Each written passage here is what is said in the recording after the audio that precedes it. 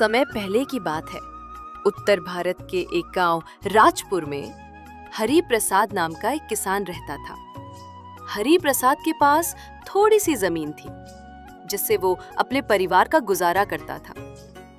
उसकी पत्नी गौरी, बेटा अर्जुन और बेटी राधा उसके जीवन का आधार थे। हरि प्रसाद बहुत ही ईमानदार और मेहनती व्यक्ति था। गांव में उसकी ईमानदारी की मिसालें दी जाती थीं। वो चाहे कितना भी कठिन समय देखे, कभी भी गलत रास्ता नहीं अपनाता था। लोग उसे सच्चा किसान कहकर बुलाते थे। एक दिन जब वो अपने खेत में हल चला रहा था, तभी उसकी नजर मिट्टी में कुछ चमकते हुए बिंदु पर पड़ी। उसने उत्सुकता में आकर जमीन खोदनी शुरू की। कुछ ही देर में उसने एक सोने की थाली निकाली। वो बेहद कीमती, पुरानी और भारी थी। हरि प्रसाद चकित रह गया। उसने अपने जीवन में ऐसी दौलत पहले कभी नहीं देखी थी। कुछ देर के लिए मन में लालच आया। अगर मैं ये थाली रख लूं, तो हमारे सारे दुख दूर हो सकते हैं। मगर तुरंत उसकी अंतरात्मा ने कहा, हरि प्रसाद, जो चीज तुम्हारी नहीं है वो रखने का तुम्हें कोई हक नहीं। उसने बिना समय गवाए थाली को कपड़े में लपेटा और सीधा गांव के मुखिया के पास पहुंच गया। मुखिया ने बात सुनकर हैरानी से पूछा, क्यों भाई, ये सब क्यों लौटा रहे हो हरि प्रसाद? ये तो किस्मत से मेरी दौलत है। हरि प्रसाद ने मुस्कुराते हुए जवाब दिया, मुखिया जी, दौलत किस्मत से नहीं, मेहनत और सच्चाई से मिलती है। ये मेरी नहीं है तो मेरा इस पे कोई अधिकार नहीं। हरि प्रसाद की ईमानदारी की बात पूरे गांव में फैल गई। कुछ लोग उसकी तारीफ करने लगे, लेकिन कुछ लालची लोग इस पर हंसने लगे। वे कहते, किसी ने इतना मूर्ख आदमी नहीं देखा।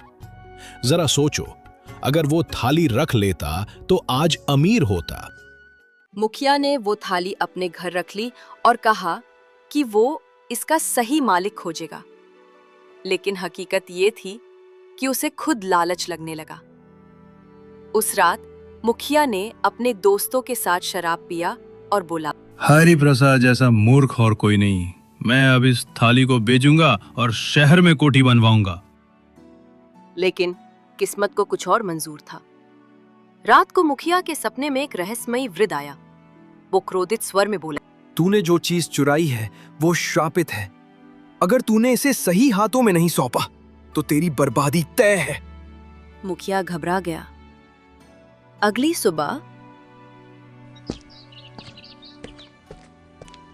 वो थाली लेकर मंदिर गया और पुजारी से इस बारे में बात की। पुजारी ने कहा, ये थाली प्राचीन मंदिर की है। वर्षों पहले इसे गांव के पूर्वजों ने दान में चढ़ाया था। क्या आप इस पर अधिकार जमाना चाहते थे? पुजारी ने गांव वालों को इकट्ठा किया और पूरी बात बताई।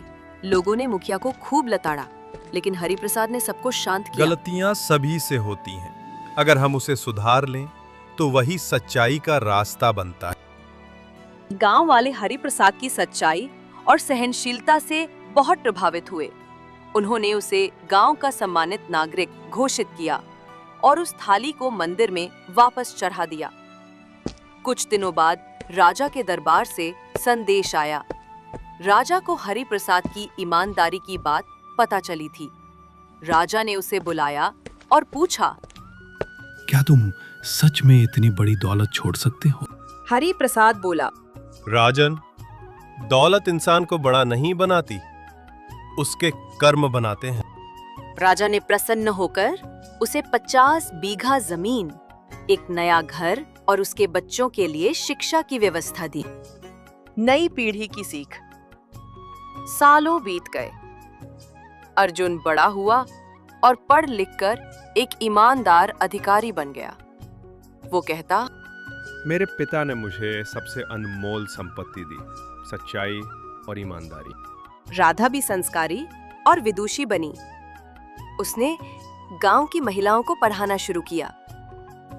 हरि प्रसाद अब बूढ़ा हो चला था, लेकिन उसका चेहरा शांत और संतुष्ट था।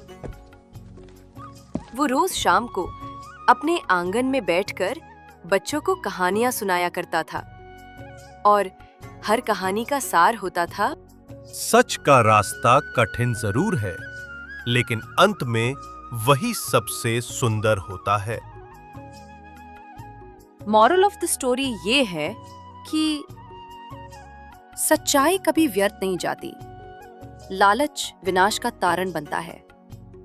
जो सही है वो चाहे कठिन हो, उस पर चलना ही धर्म है।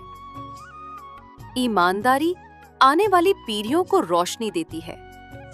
हरि प्रसाद जैसे लोग समाज की रीढ़ होते हैं।